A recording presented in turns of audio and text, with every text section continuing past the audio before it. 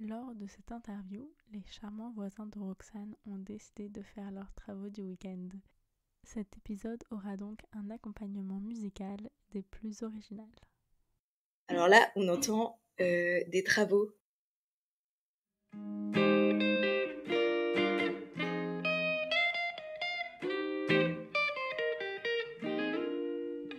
Bienvenue dans Les Voix de la Science, le podcast qui te présente chaque mois le portrait d'une ou d'un scientifique au travers d'interviews rafraîchissantes.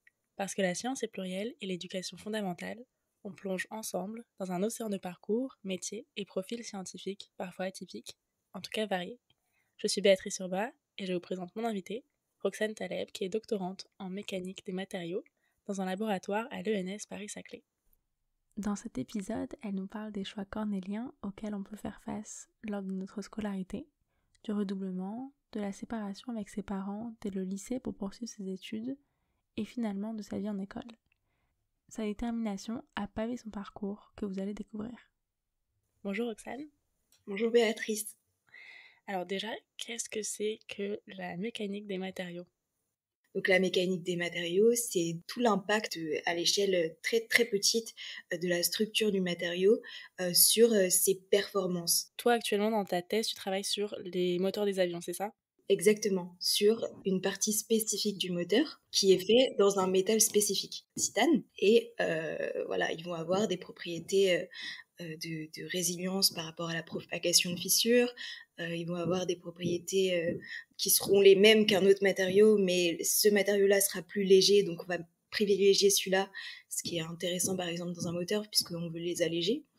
Donc voilà, c'est tout ce qui est étudié en fait, les propriétés matériaux et qui influencent en fait leur utilisation.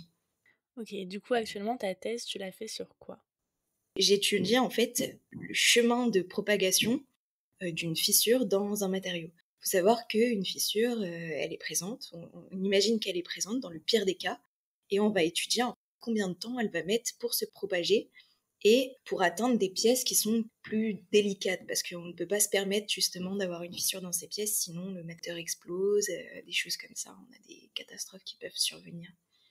Un peu comme dans la pub Carglass quoi. Un impact, il faut tout de suite changer le pare-brise avant qu'il se propage.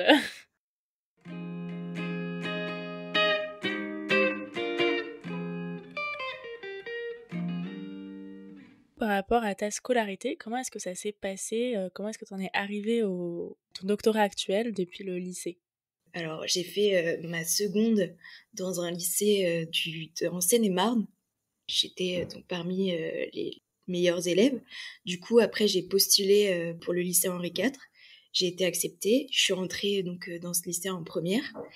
Et arrivée dans le lycée, ça s'est pas forcément très bien passé pour moi. J'étais peut-être pas assez mature pour travailler, pour fournir en fait le travail qu'on nous demandait. Donc, ce qui s'est passé, c'est que j'ai redoublé ma première. C'était moi qui l'avais choisie parce que je sais pas si c'est toujours comme ça. Enfin, à l'époque, la première, on choisissait de la redoubler ou pas. Suite au conseil de classe, on nous proposait un choix de redoubler et je me suis dit que c'était peut-être pas une mauvaise idée. Comme ça, mon dossier serait peut-être meilleur et mes résultats étaient croissants, mais pas suffisants. Et pareil, ce qu'on faisait avant, c'était la spé maths. J'adorais les maths, mais j'avais 2, quoi. Et je me souviens, mon professeur principal était venu me voir et m'avait dit « Mais pourquoi vous voulez faire spé maths ?» Je lui disais « Mais j'adore, en fait. Je sais pas pourquoi, mais je sens que c'est un truc qui me plaît, quoi. » Et il comprenait pas, il était choqué, et il me disait « Mais vous souffrez pas ?» Je dis « Bah si, mais écoutez, je sais pas, je sens qu'il faut que je fasse ça, quoi. » Et du coup, j'ai fait terminale S spé maths, qui s'est plutôt bien passé. Quand j'ai redoublé ma première, ça s'était plutôt bien passé aussi. Et ensuite, bon, j'étais toujours pas dans le top, quoi. Et pareil, donc choisir la prépa. Moi, je voulais faire des maths. Je voyais pas, oui, mais Roxane, tu comprends, la prépa maths, c'est la plus compliquée. Tu vas te retrouver avec un tel. Et du coup, j'ai dit, oui, mais enfin, je suis obligée, quoi. Je peux pas faire autrement, quoi. T'étais déterminée. Je sais pas si c'est de la détermination ou de la folie, un petit grain de folie, mais je sentais que c'était quelque chose qui m'intriguait, quoi. Moi, j'ai toujours eu un peu la fibre littéraire, Et aussi, j'avais l'impression que je me posais beaucoup de questions existentielles, j'adorais la littérature, j'adorais me créer des problèmes aussi. Et puis les réseaux étudiaient pourquoi les personnes réagissaient d'une telle manière. Et du coup, j'ai beaucoup hésité à faire une L. Et finalement, j'avais les maths qui étaient un monde purement logique. Et ça me calmait en fait dans tout le côté littéraire que j'avais et émotif que j'avais en moi. Je rapproche les deux parce que c'est ce qui me correspond, hein. C'est pas forcément que j'associe les deux. Mais c'est très drôle parce que Isabelle disait un peu la même chose dans son épisode Oui, des Voix de la Science où elle expliquait qu'en fait les maths ça a quelque chose de très rassurant avec cette logique exactement. où en fait c'est fluide dans le sens que soit t'as bon soit t'as faux et si t'as faux en fait tu sais que t'as faux. La question elle se pose pas, enfin en fait t'as le résultat tout de Tu peux pas suite. tricher. Exactement. Et du coup en fait tu dois remonter pour trouver où est-ce que tu t'es trompé. Et chaque question a une réponse. En tout cas, quand on fait pas des maths fondamentales ou des thèses en maths, chaque question a une réponse. Et ça, moi, c'était ma bouffée d'air. Pourtant, j'avais vraiment besoin des deux pour être moi-même, en fait. Plus j'avançais, plus c'était compliqué pour moi parce que je me disais, je vais abandonner l'un pour l'autre, etc. Et en fait, maintenant que je suis dans la vie un peu professionnelle, parce que j'ai quand même un contrat CIFRE, c'est pas seulement la vie du labo, bah, je me rends compte que toutes ces questions existentielles que je me suis posées, ce côté littéraire, bah, ça m'aide un petit peu dans le management que j'ai à avoir parce que j'ai l'impression d'avoir quand même développé quelque chose intérieurement, d'essayer de comprendre un peu comment fonctionne une personne, comment je dois m'adapter à chacun, comment lui parler. Ça me fait plaisir d'avoir pu recouper à ça. Donc, s'il y a des étudiants qui se sentent pas forcément dans telle boîte ou dans telle autre, bah, c'est important quand même de garder ce qu'on est pour après comprendre que tout va s'imbriquer et c'est ce qui va faire notre personnalité au travail.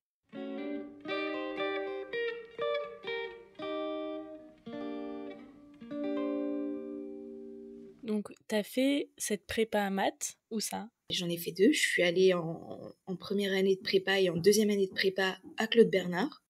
Donc j'ai fait maths du coup, MPSI et MP. Je sais pas si ça s'appelle toujours comme ça.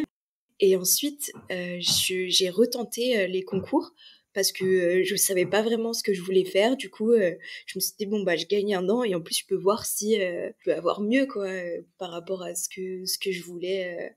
En fait, non, c'est très mal dit. Je peux avoir mieux. C'est est-ce que je peux m'ouvrir plus de portes. C'est plus ça pour ensuite avoir un choix plus large. C'était pas une histoire de rapport de force entre les écoles dans ma tête. Et du coup, à la fin de cette prépa, dans les concours, est-ce qu'il y avait une école en particulier que tu visais? Pas du tout. Alors j'ai fait quelque chose de très idiot.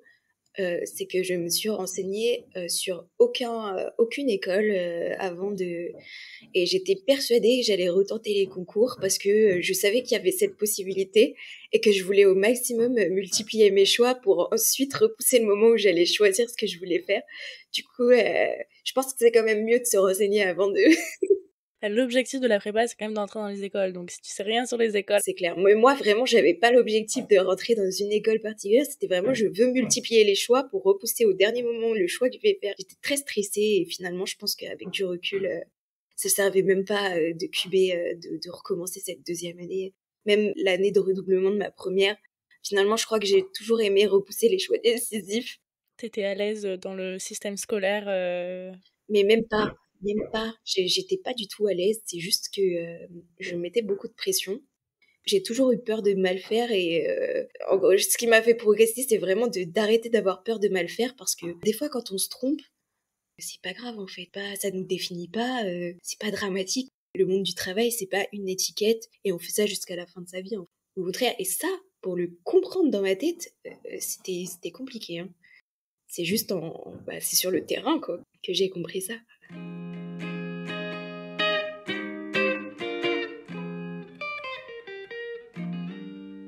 T'étais avec ta famille en Seine-et-Marne.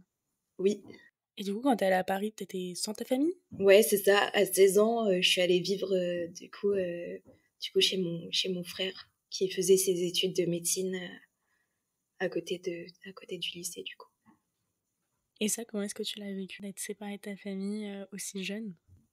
Bah pas très bien, pas très bien, mais voilà, j'ai toujours eu beaucoup d'ambition et beaucoup de curiosité et je me disais toujours: «Pourquoi pas moi?»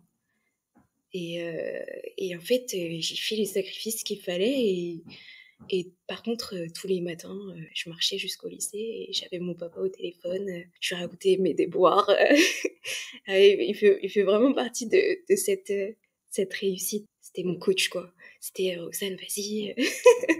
Voilà, c'est important. Enfin, moi, j'ai toujours fonctionné comme ça, c'est que j'exprime ce qui va pas, j'assume, ce moment de tristesse, je l'expulse, quoi et il existe, je le nie pas et puis ensuite j'arrive, j'ouvre la porte, je souris et je suis contente d'être là où je suis, quoi. T'as fait ce lycée, t'as fait la prépa, ensuite t'es rentrée dans une école. Alors, je suis rentrée aux Mines d'Albi, donc qui est une école, dans le sud-ouest et c'était génial. Alors les Mines d'Albi, c'est une école qui propose, 4 spécialisations. Donc, celle que j'ai faite moi, c'était, calcul de structure, donc c'est pour travailler plutôt dans les bureaux d'études. Donc qu'est-ce que c'est un bureau d'études? C'est les personnes qui vont confectionner, les pièces, d'un système mécanique avec des logiciels de simulation. Donc moi, j'avais fait plutôt ça. Il y a aussi, des gens qui font du bâtiment à énergie positive. Il y a des pharmaciens.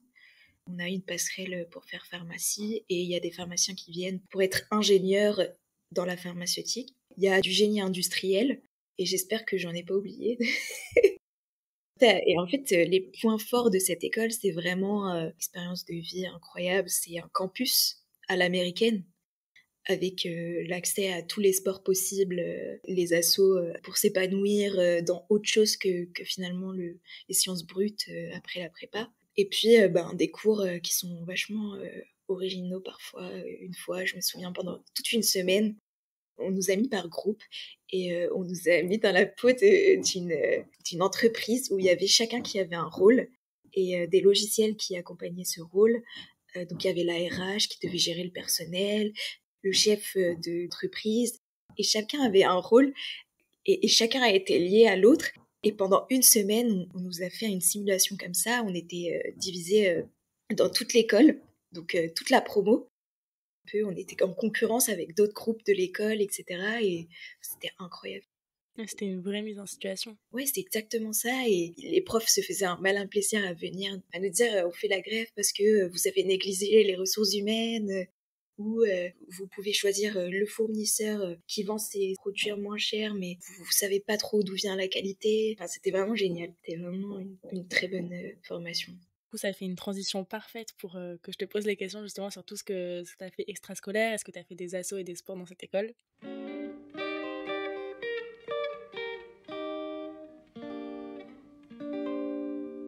Ceci est la fin de la première partie de cet épisode. Merci à Roxane d'avoir accepté d'être avec nous aujourd'hui et d'avoir répondu à nos questions. Merci. Roxane, où est-ce qu'on peut te retrouver? Sur les réseaux sociaux ou sur un site? Vous pouvez me retrouver sur LinkedIn. Vous pourrez retrouver les liens en description de cet épisode. Quant à moi, je vous remercie d'avoir écouté la première partie de cet épisode et j'espère que vous l'avez apprécié. La deuxième partie sortira comme d'habitude mardi prochain. N'hésitez pas à nous envoyer vos commentaires et éventuelles questions sur Twitter, Instagram ou à envoyer un mail à je science donc je suis. Nos coordonnées sont dans la description de cet épisode.